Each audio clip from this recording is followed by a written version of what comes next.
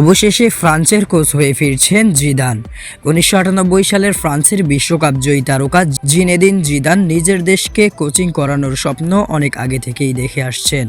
মাঝে একাধিকবার দিদিয়ের দেশমের জায়গায় তিনি কিলিয়ান এমবাপ্পেদের কোচ হবেন বলে গুঞ্জন ওঠে, তবে শেষ পর্যন্ত আর হয়নি। তবে আশা হারায়নি জিদান, সে কারণে ২০২১ সালে রিয়াল মাদ্রিদের দায়িত্ব ছাড়ার পর ক্লাব ও জাতীয় দল পর্যায়ে বড় বড় প্রস্তাব ফিরিয়েছেন বলে গণমাধ্যমের খবর। অবশেষে ফ্রান্সের কোচ হতে যাচ্ছেন জিদান। আগামী জুন-জুলাইয়ের যুক্তরাষ্ট্র, মেক্সিকো ও কানাডায় ফিফা ফুটবলার বিশ্বকাপের আসর বসবে, যেখানে যথারীতি ২০১৮ বিশ্ব চ্যাম্পিয়নদের ডাক আউট সামলাবেন শিরোপাজয়ী কোচ দেশম। এরপরেই তিনি জাতীয় দলের দায়িত্ব ছাড়ার কথা রয়েছে। ফলে আসন্ন গ্রীষ্মে ফ্রান্সের প্রধান কোচ হবেন জিদান। এই তথ্য নিশ্চিত করেছে সংবাদ মাধ্যম ESPN। তাদের বরাতে একই কথা জানিয়েছে বার্তা সংস্থা রয়টার্সও।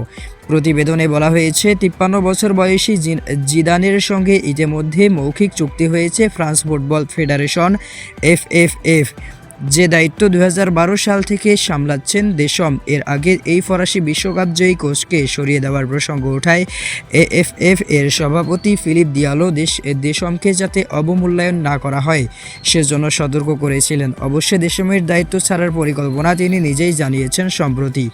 এক সাক্ষাৎকারে এই ফরাসি কিংবদন্তি বলেন, ২০২৬ ফুটবল বিশ্বকাপের পরে সরে দাঁড়াবেন। ফরাসি সংবাদ মাধ্যম লা প্যারিসিয়ান বলছে, ফ্রান্স জাতীয় দলের দায়িত্ব নেওয়ার ব্যাপারে মৌখিক সম্মতিতে পৌঁছেছেন জিদান।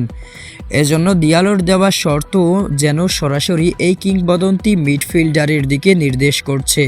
ফরাসি ফুটবলের প্রধানের মতে, ফ্রান্সের কোচ হতে জাতীয়ভাবে সম্মানিত ব্যক্তি হতে হবে, পাশাপাশি ওই দায়িত্বের চাপও তিনি সামলাতে পারবেন। অন্যদিকে আরেক সংবাদ মাধ্যম লেকিপে আরও এক ধাপ এগিয়ে তারা লিখেছে, ইতিমধ্যে দেশমের স্থলাভিষিক্ত হিসেবে জিদানকে নিয়োগ দেওয়ার জন্য প্রস্তুতি শুরু করেছে ফুটবল ফেডারেশন।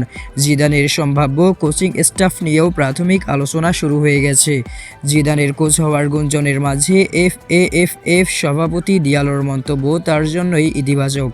এক অনুষ্ঠানে যদিও সরাসরি কিছু বলেনি তিনি, হ্যাঁ আমি তার জিদান নাম জানি, এখানে ব্যক্তিত্ব লাগবে যিনি অনেকগুলো বক্স পূর্ণ করতে পারেন, যার প্রতি ফ্রান্সের মানুষের সমর্থন আছে, যেহেতু ফ্রান্স ফুটবল দল এখনকার মানুষেরই দল।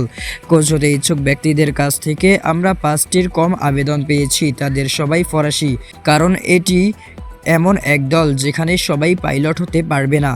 মূলত দেশমের বক্তব্যেই ২০২৬ বিশ্বকাপের পর ফ্রান্সের কোচ পদে পরিবর্তনের স্পষ্ট ঘোষণা।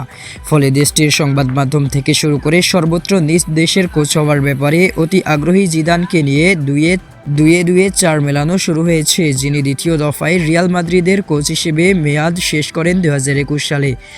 তার সময়ে লস ব্লাঙ্কোসরা টানা ৩বার উয়েফা চ্যাম্পিয়ন্স লিগ সহ ১১টি ট্রফি জিতেছিল। এছাড়া খেলোয়াড়ি জীবনে এই ফরাসি মিডফিল্ডার একবার ব্যালন ডি'র ও ৩বার ফিফার বর্ষসেরা খেলোয়াড় জিতেছিলেন। ১৯৯৮ বিশ্বকাপ জয়ের পর জিদানের অধীনে ২০০৬ আসরে রানার্স আপ হয়েছিল ফ্রান্স।